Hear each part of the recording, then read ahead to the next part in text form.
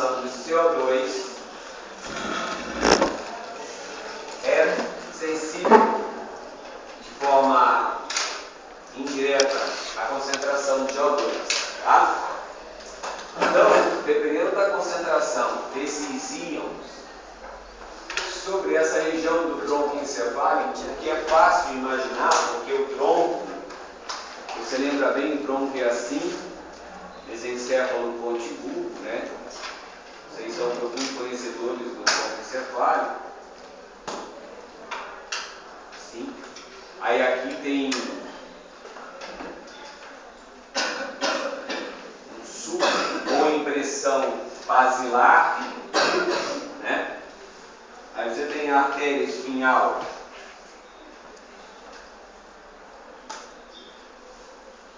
anterior, uma de cada lado, que se junta no forame cego, na região do sulco bulbo contínuo, e forma a artéria basilar. É assim, tá? É ligação de parte do encéfalo. Então, a artéria espinhal anterior e a artéria espinhal posterior emitem pequenos ramos assim, ó, que inervam essa região do tronco encefálico, onde estão o centro ins e expiratório. Como eu disse, existe aqui uma região chamada formação reticular bulbar, né?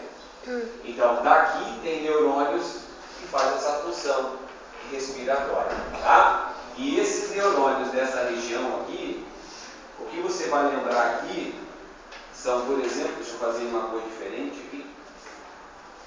É que nessa região aqui, ó, eu tenho a fissura mediana anterior, né? E do lado dela eu tenho a pirâmide do bulbo, onde cada lado. Para você se localizar, tá? As pirâmides do bulbo. Aí, nessa região do bulbo aqui, só que é mais para as laterais, eu tenho então o centro respiratório. São esses neurôniozinhos aqui, ó, da formação reticular bulbar. E são eles, portanto, neurônios quimiosensíveis. Não se esqueça que o hidrogênio é um radical livre, né? Então, o que acontece? Ó, dependendo da concentração de O2 e CO2, eu tenho mais ou menos o hidrogênio no sangue, né? Esse sangue, quando passar pela formação reticular bulbar, esses neurônios são quimiosensíveis. E eles percebem, por exemplo, o aumento da concentração de íon hidrogênio significa que existe aumento da atividade metabólica. Então, esse neurônio aqui, ele tende a disparar com maior frequência, né? Quando ele dispara com maior frequência, você aumenta a frequência respiratória. Aumenta a frequência respiratória. Quando você aumenta a frequência respiratória, você aumenta a captação de O2 e reduz de CO2 e tende a reduzir o hidrogênio. Quando a quantidade de hidrogênio começa a cair, a frequência de disparo começa a reduzir. E assim vai controlando a parte involuntária da respiração. Porque alguma coisa tem que fazer, né? Você parar de inspirar ou parar de expirar. Senão você vai ficar com um volume inspiratório aquém do esperado. Cada vez que você faz uma inspiração, cada vez que o centro inspiratório dispara para o frênico dispara em relação ao disco diafragma, uma inspiração não forçada de um indivíduo de 1,70 m, 70 kg, é de aproximadamente 500 ml de ar que vai entrar. 500 ml. Bem-vindo. Sem forçar nada.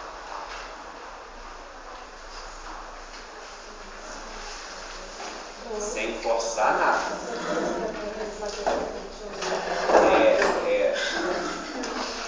Daí, você imagina que, na média, o indivíduo respira 12 vezes por minuto. Fase ins, fase ex. Em repouso, em média, 12 vezes. 12 vezes 500 ml sai 6.000 ml. Então, são 6 litros nosso consumo minuto. Sacou o que eu falei? Quantos litros? É 12 vezes por... 6.000. 6.000 ml. 12 6 vezes litros. por minuto, né? É, repouso, né? Isso aí. Beleza? Desses 500 ml que você coloca para dentro, repare que nem todo ele faz hematose. Tudo bem eu falar hematose, eu acho que não nenhum. Nem tudo faz hematose. Não. Por quê? Estou olhando com essa cara de bocó aí. Você tem que lembrar. Não, mas presta atenção,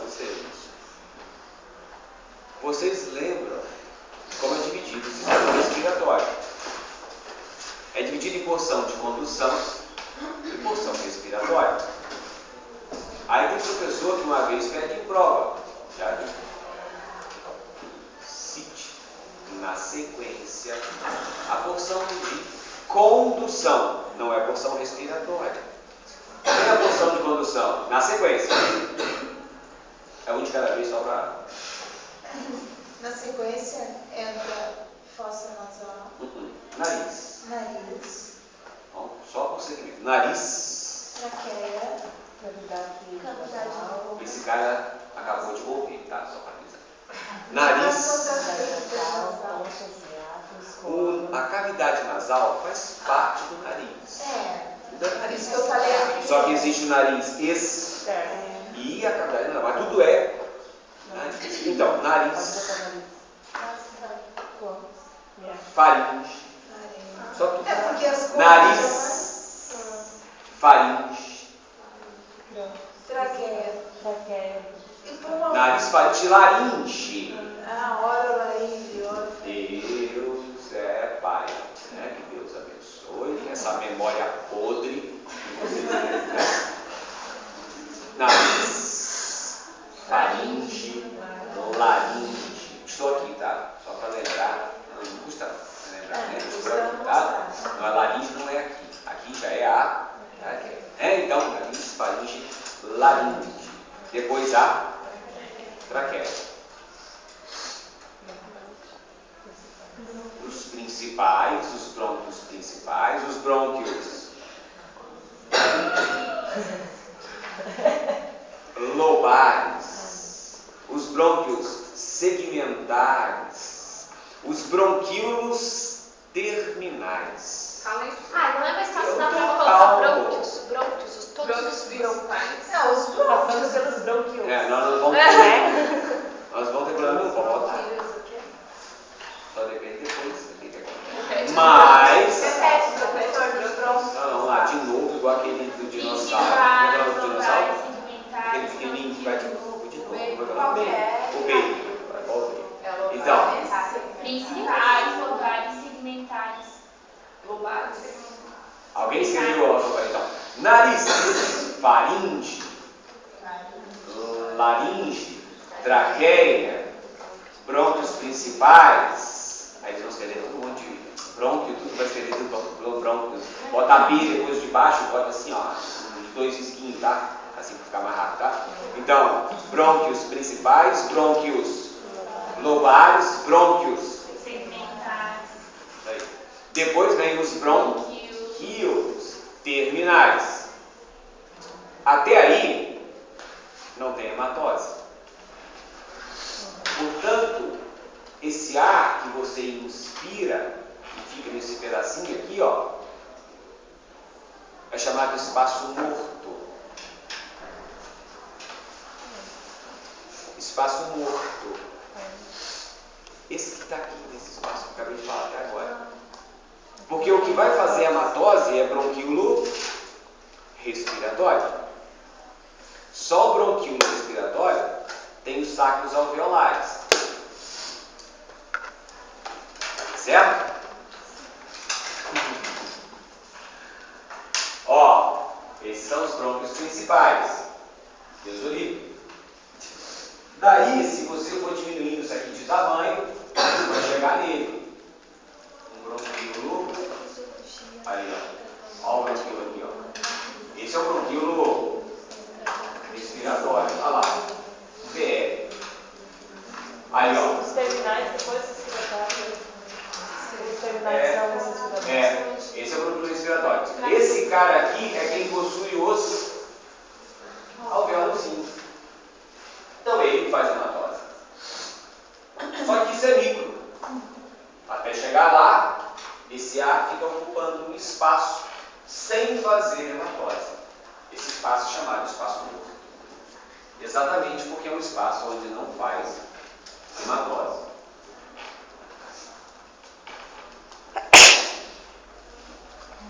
Na média de um indivíduo de 1,70 m, 70 quilos, o que fica nesse espaço é aproximadamente 150 ml.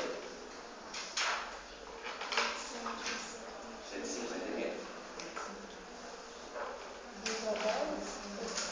Não, nesse espaço, olha lá, não é alvéolo, no espaço morto. No espaço morto. 150 ml. Então, o que vai efetivamente chegar a nível alveolar é, em média, 350 ml. Para efetivamente fazer a hematose.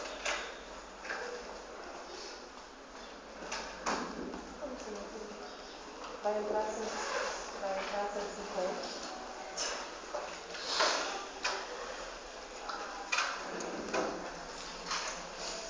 Não.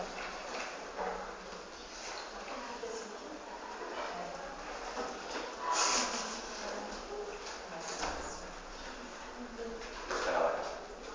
Pronto.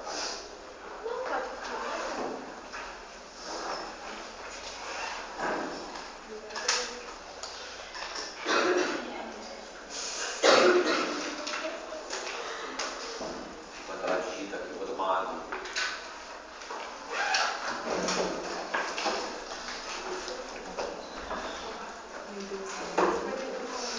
Da turma da noite que tirou 1000 pontos por causa de uma aluna. Tá bravo? Não ganhou, o filho dele tá para nascer. Viu? Ele nem respondeu do filho dele. Ele ignorou. O que é? Ele nem respondeu do filho dele. A gente estava perguntando quando quer nascer, o que é. Ele falou que desde quando nasceu vou me ausentar. Vai tomar que você gostou dele. Do jeito que a gente tem sorte, é que a gente acabar de integrar vai nascer. Tem computador? Natal alveolar. Meu Deus do céu. 350 ml. Que fica no. Quanto que é? Pois é. Não pergunta. Não, eu ia falar assim, não, de água. Vou perguntar, né? Tomou uma refogada de respirada. No espaço morto. No espaço morto. Daí, pra fazer hematose, é 350 ml. 350 ml. De 300 a 350. Imagina. Enorme mesmo.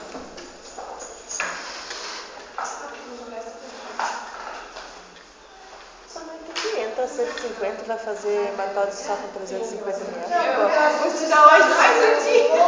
Tem que esperar 2 vezes. Lembra que quando a gente bate o raio-x, aparece aquele escuro? Sim. É o ar. Pois é, mas tipo. Que não entrou ainda para fazer hematose. Quantos que entram por cada respiração? Quantos que entram por cada respiração? 150 ml.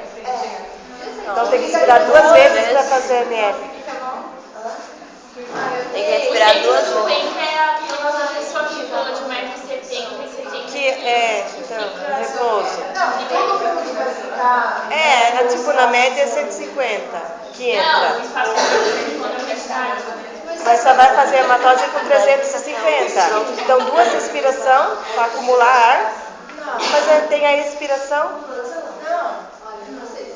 Tu entendeu? Porque ele falou que 150 fica no espaço morto, só que a hematose só vai ser feita com 350. Daí eu perguntei, Daí o resto, quer saber o resto de 150? para completar 350, para fazer hematose. Sim. Vamos ver. Daí então, esse que vem aqui a nível alveolar é 350 ml. Desses 350 ml, você tem que começar a pensar na concentração de gases da atmosfera. Então, uma atmosfera, uma ATM, tem 760 milímetros de mercúrio, que é a pressão de gás sobre a nossa cabeça. Uma atmosfera. Quando você mergulha, só uma curiosidade, e vai para 10 metros de profundidade, você dobra a atmosfera. Para 10 metros de profundidade. Tá? Bom, desses 760 milímetros de mercúrio, 79% é nitrogênio. 19,5% é O2. Quanto? 19,5%. 0,5% CO2. E 1% aproximadamente são outros gases, tá?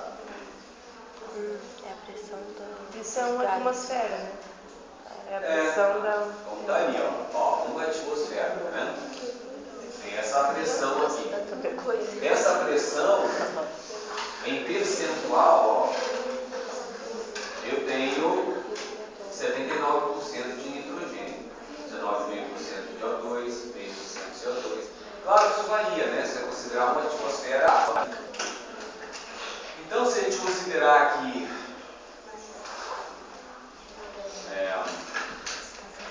em percentual,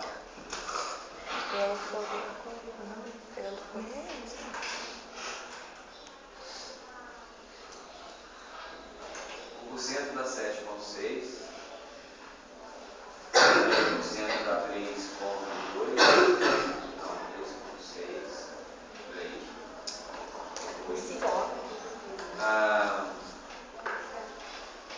9,5, 20, 150, por aí. Uma média, tá? Estou só dando uma arredondada.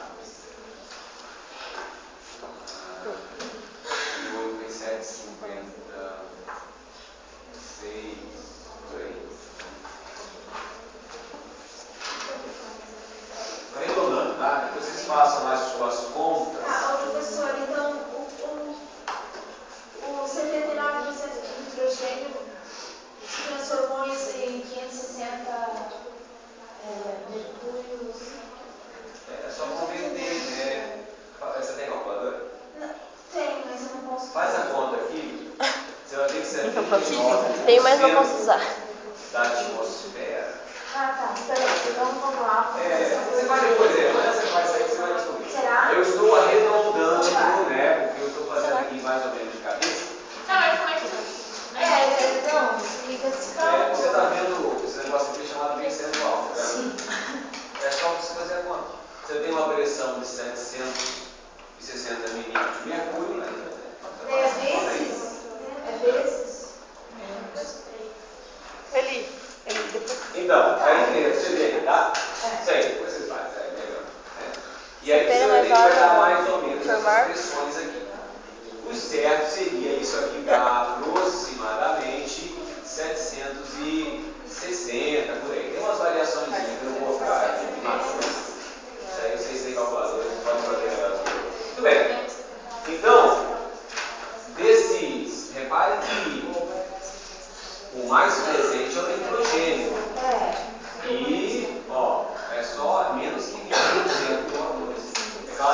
atmosfera. Aí você começa a imaginar se o cara fumante aqui, né? Ó, o fumante, você vai ver que ele já vai mudar essa concentração de O2 a cada inspiração, né, que ele fizer depois de ter dado uma fumadinha. É lógico que aí você também vai mudar a característica de CO2 desse cara aqui também. Né? Olha lá. Existe uma tendência a reduzir O2 e aumentar CO2 do fumante. Né?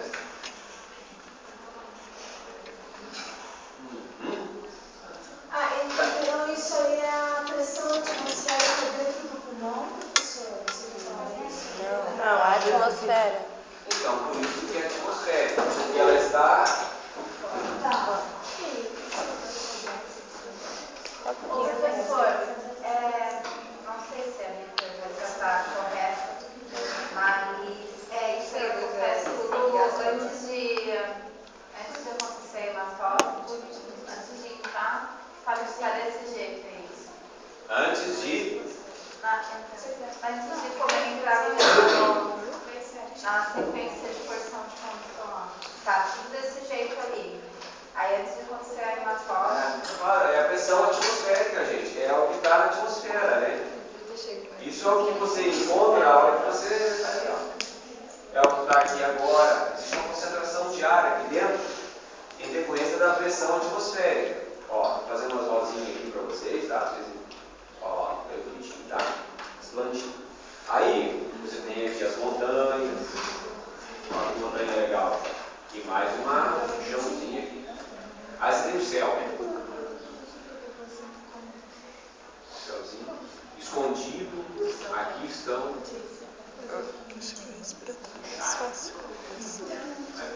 Beleza? Aí, se você for mais para cima, já tem a atmosfera. Aí o que acontece? Existe uma coluna de ar sobre a sua cabeça.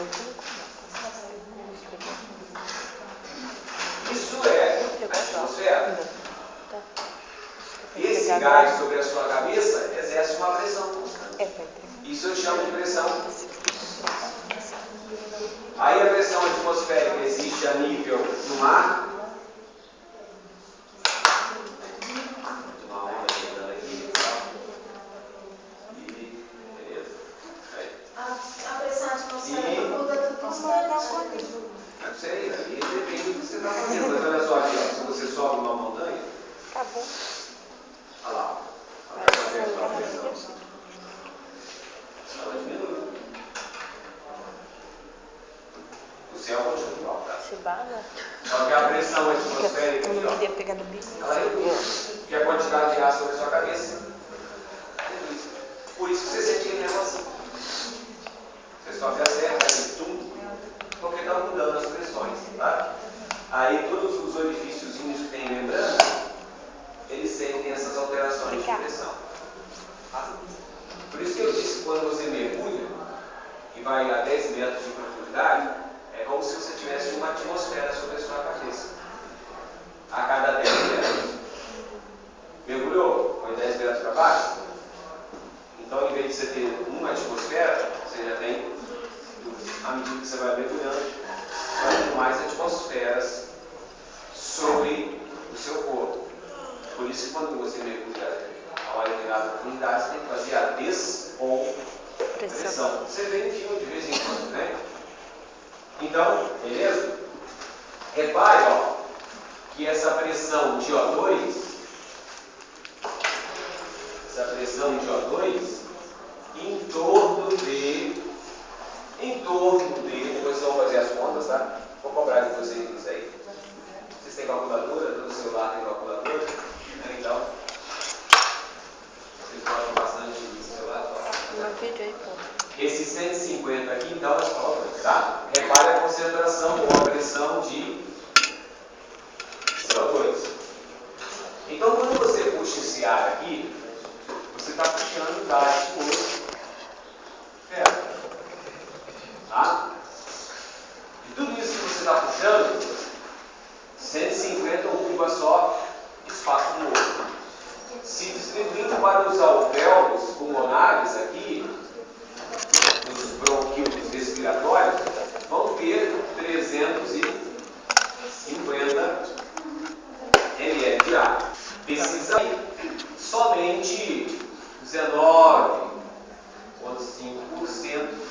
seria O2. A questão é que quando entra no espaço morto, você encontra um ar que já está saindo, né? Quando você inspira, ele vai, chega até aqui e tem um ar no espaço morto que fica misturado aqui. Quando você expira, você está jogando mais CO2 para fora. Um ar pobre em O2, digamos assim. E aí quando você inspira de novo, o ar se mistura com esse que está aqui no espaço morto já. Por isso que a tendência é a concentração de O2, quando entra no espaço morto, começa a reduzir. A pressão de O2 não fica 150 mais, porque sempre tem ar aqui dentro do espaço morto. E aí você vai ter a nível pressão alveolar de O2 em média de 104 milímetros de mercúrio. Você vê que a pressão cai à medida que avança no sistema respiratório. Até chegar no alvéolo, uma pressão bem baixa, ó, 104, quando comparado com aproximadamente 150, né, da atmosfera. Sofre uma redução.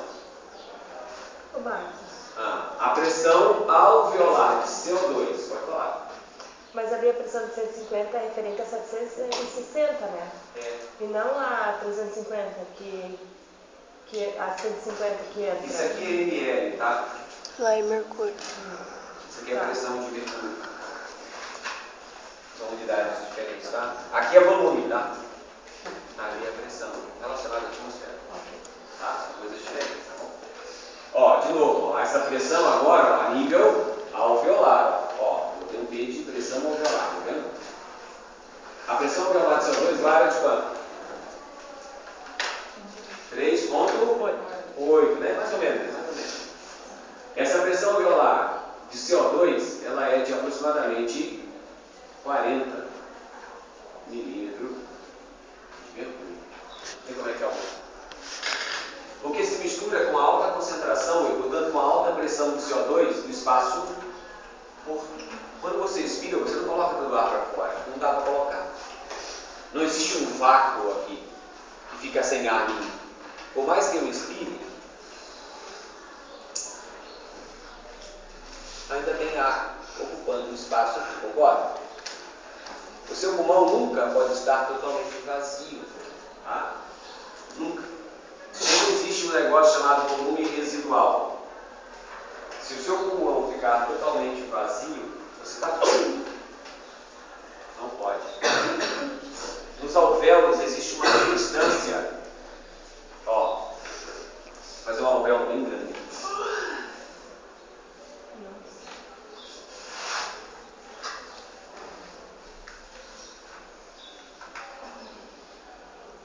Um fio respiratório aqui. Nos alvéolos existe uma substância formada pelas células epiteliais alveolares. Células epiteliais alveolares ou pneumócito. É a mesma coisa. Tá? Ó.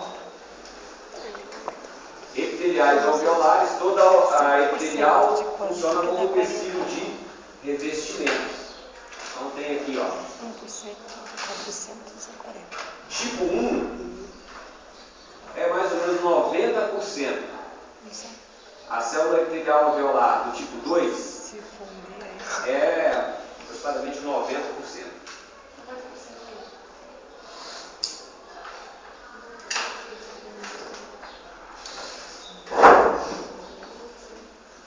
Ninguém sabe o que é 90%. 90% do quê?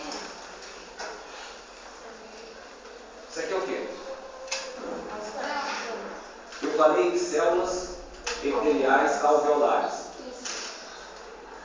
Alvéolo. Epitélio serve para quê? Para quem falar que ela serve para revestir. Então eu estou falando em percentual. 90%, se você contar aqui, eu estou até tentando contar as células epiteliais alveolares do tipo 1, 90%, tipo 2, 10%. Musculatura lisa, né?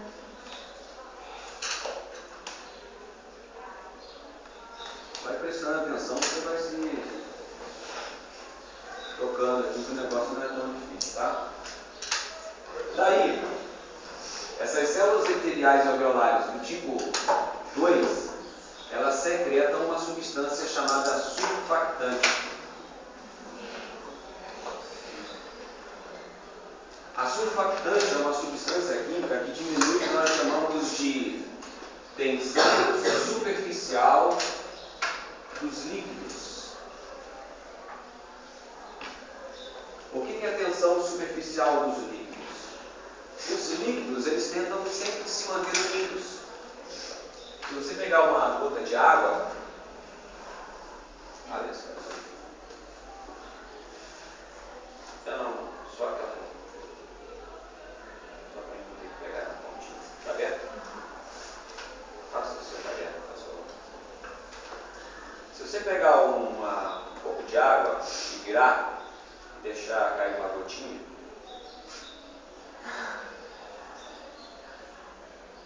a tendência do líquido, apesar do impacto, é sempre se manter unido. Então, quando você respira, você sabe que no ar existe a umidade.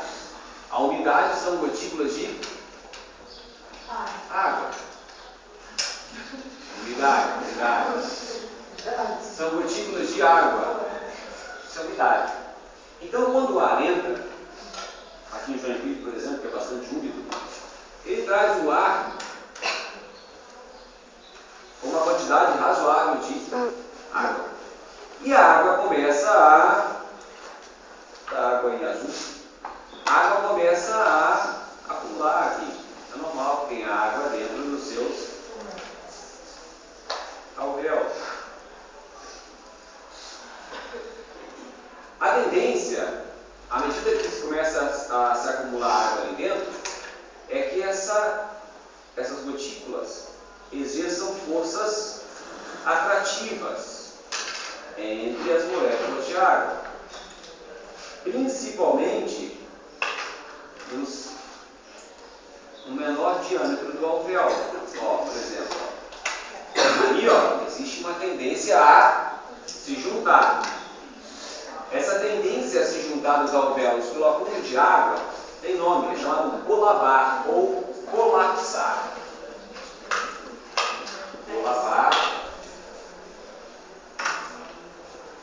Colavar, que é entrar em contato uma parede com a outra. Exatamente porque a água tem que se manter unida. Quando isso acontece, essas partes dos alvéolos aqui, elas vão se aproximar e vão colavar. Colabou, tchau. Essa região fica sem a realização de hematose. Por isso que, por mais que você coloque ar para fora, sempre existe um volume residual aqui dentro. Senão o seu alvéolo entra em colapso. É como se fosse uma bexiga e você não esvaziasse ela totalmente, se sempre tivesse um arzinho lá dentro. Você aperta, ela volta à posição dela. É assim? Quando tem um pouquinho de ar dentro dela. Isso é chamado de volume residual. Além do volume residual, existe a surfactante. O que a surfactante faz? Reduz essa força atrativa, ou cortando a força atrativa, em aproximadamente 50%. Por isso que o alvéolo não colapsa, não entra em colapso. Ele não colaba. Porque existe um volume residual de ar aqui dentro. E ainda existe essa substância química que inibe essa força atrativa entre as moléculas de água. Crianças que são imaturas não têm a maturação do pneumócito ou das células epiteliais alveolares do tipo 2 que produzem essa surfactante aqui, ó. E aí, se não houver uma surfactante produzida quimicamente, a criança morre por asfixia. Por isso é tão importante esperar a maturação da criança, né? Às vezes ela está lá com 8 meses e a mãe, 8 meses e meio, faz uma conta de ultrassom, imagina que a criança já está com 8 meses e meio e está bom para tirar. Só que às vezes não está pronto. E aí quando sai com sofrimento respiratório. Só pela pressa da mãe, né? De ver logo a cara, essas coisas todas. Então, isso aqui fazem parte desse detalhe da hematose, que até então você sabia que hematose era troca de gás. Mas agora você está começando a ver que existe um volume de ar que tem aqui dentro. Esse volume de ar traz água. A tendência do alvéolo seria entrar em colapso. Não entra porque existe um volume residual aqui dentro, mas a presença dessa tal surfactante. Se eu somar os dois fatores, meu alvéolo não entra em colapso. Existem outras condições que o alvéolo pode entrar em colapso. Por exemplo, você vai ver em pneu, ou Welton. Tá? O que você quer dizer quando o alvéolo entrar em colapso? Então, lembra isso aqui, ó? Quando cola? Tá vendo as paredes aqui? Lembra dessa aqui, ó? Aí depois ela vai se aproximando, ó.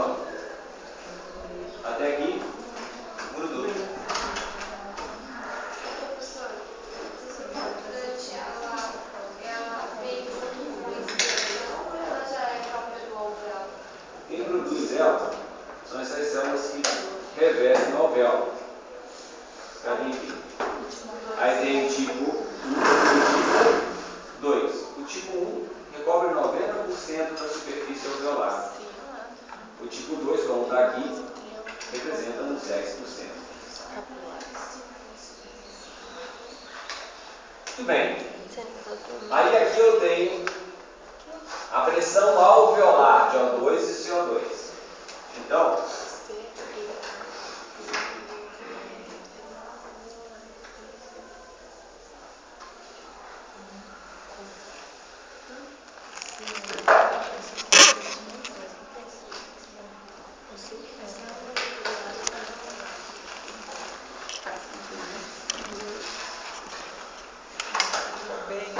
alveolar de O2, 104.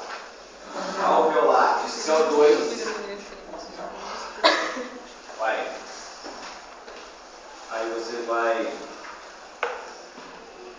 pegar aqui alvéolo.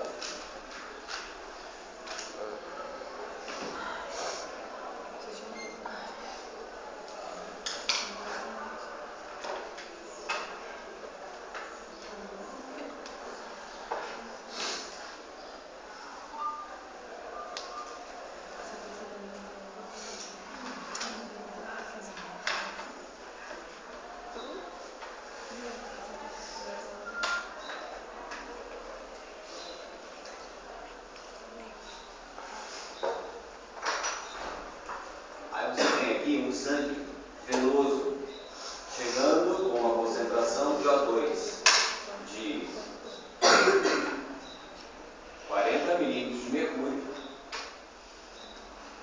e de CO2 45. Isso aqui vem pelas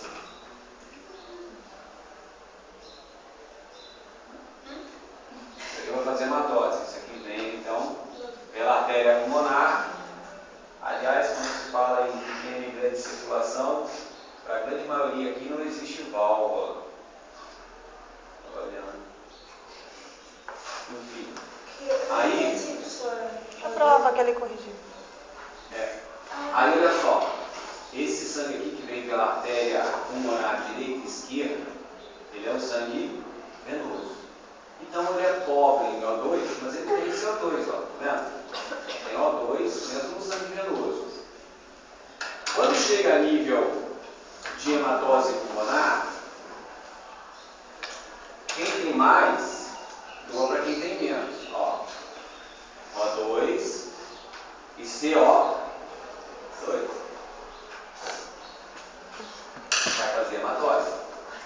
Nós sabemos que aqui passa as hemácias, né? A hemácia está passando aqui.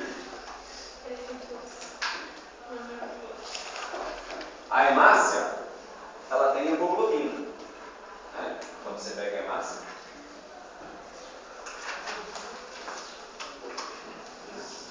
aí a pimenta, ela tem a hemoglobina.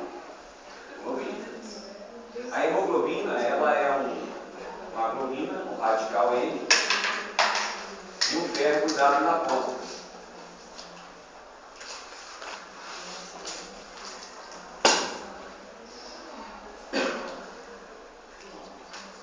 Isso aqui é uma hemoglobina. Aí, o O2 se prende ao ferro. Quando passa lá pelo pulmão, a hematose pulmonar. Ó, o O2 tem aqui. Por isso que quando as pessoas têm anemia ferropriva, sem ferro, não carrega O2. Se não carrega O2, menor produção da ATP mitocondrial. Né? Então, quando a hemácia vem carregando, né, a hemoglobina e passa por aqui, o ferro puxa, atrai o oxigênio, porque tem maior concentração aqui. Então passa para cá parte do O2 que está em maior concentração no alvéolo. Em contrapartida, quem tem mais CO2 doa para o alvéolo. Mas qual o excedente? 45 para 40 doa 5. Doa 5. 104 para 40 doa 64. Só o excedente. Por que é só o excedente? Porque à medida que você passa por aqui, ó, se ficasse parada a circulação, haveria uma tendência a equilíbrio. Se você somar 104 com 40, daria 144, deveria ter 72 para cá e para cá. Se ficasse parado, haveria um equilíbrio entre os dois. Só que como ele passa, ele só pega o excedente. Então ele passa, pega, não dá tempo de trocar, de entregar tudo, de manter um equilíbrio. Entendeu? Então como esse passa só o excedente, já carrega o excedente para cá. Assim como esse. Se ficar parado, teria 42,5 para cá, 42,5 de sangue venoso. Se ficasse paradinho um tempo assim, ó. Mas como é dinâmico, vai passando, só dou o excedente e vai embora. Entendeu? Se ficar parado, fica ali cruzando de membrana para membrana, cruzando, até haver uma homeostase aqui, um equilíbrio entre as duas membranas.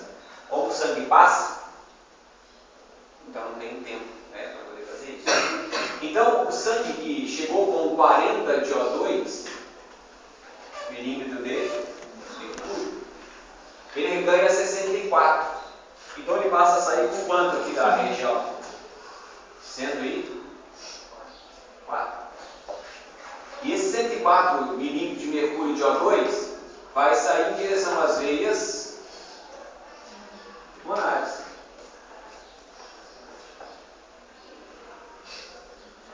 E como o sangue venoso chegou com 45 e doou o excedente, ele vai sair com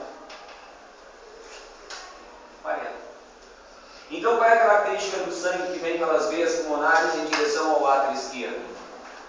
Ele vem com pressão de 104 milímetros de mercúrio e 40 milímetros de mercúrio. Assim. Isso vai para as suas veias pulmonares. Em direção ao átrio Esquerdo.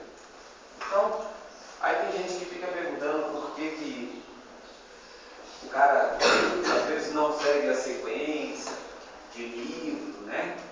Como tem professor que fica fazendo às vezes. Porque eu dar o sistema respiratório e depois o sistema circulatório fica muito mais fácil para o aluno. Infinitamente mais fácil. Do que se eu fosse passear no outro sistema e depois tivesse que voltar a falar disso de novo. De hematose, vocês são até aqui já. Sabe até como é que forma a linfa, não sei o quê. Lembra? Bom, nem todos lembram das forças de Starling aqui, né? Mas sabem que aqui existe uma diferença de pressão em relação ao sangue, que faz ele sair de preferência, né? Assim, comando edema. Então, você sabe como é que funciona essa dinâmica. O que eu fiz agora foi só dar número, baseado na pressão. A gente consegue. Que esses números são todos aproximados, né? Porque eu não fiz uma conta assim tão precisa, tá? Mas vocês podem fazer. Mas isso que você falou foi interessante, professor. O sistema circulatório primeiro me deixou um pouco mais antenada em relação à hemoglobina, que tem as ligações do ferro com o oxigênio, que daí passou pegando já o oxigênio e vai entrar no lado esquerdo oxigenado já. Só que agora, antes era só hematose, você dizia que era sangue rico em O2. Agora você poderia, se eu te perguntasse, na mesma prova que eu pedi agora, que a gente fez, né? Você poderia me dar até os valores dos gases.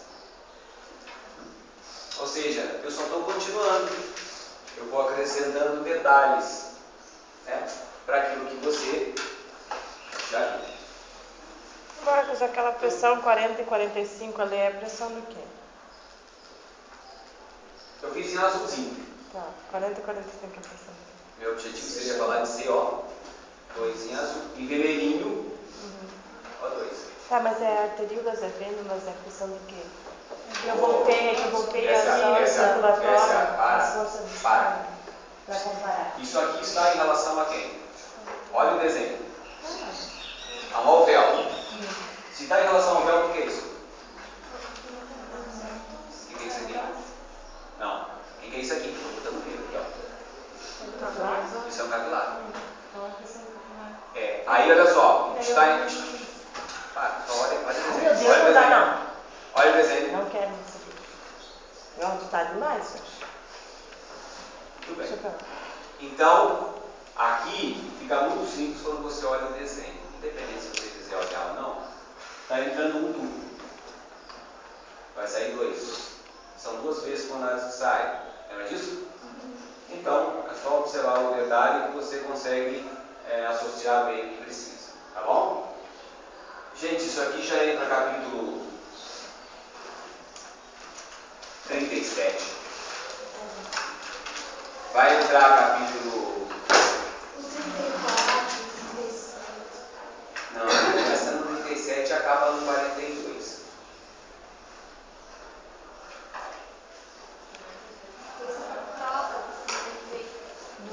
Não. Seria interessante, né? Mas, não. Isso aqui é para a segunda avaliação do bimestre. No 37 a 42. Tá? A primeira prova, a segunda prova do sistema circulatório é a primeira prova do bimestre, né? Do segundo bimestre. A prova da saúde vai estar entre o capítulo 18, 20, 23, 24, 18, 20, 22, 23 e 24. Sim. Nem da semana passada. Tem Final das Acabou, né? Você corrigiu as provas? Você corrigiu as provas? Já, quem é o representante? Vem comigo, vai depois no laboratório, tá? Tem uns 10 minutinhos.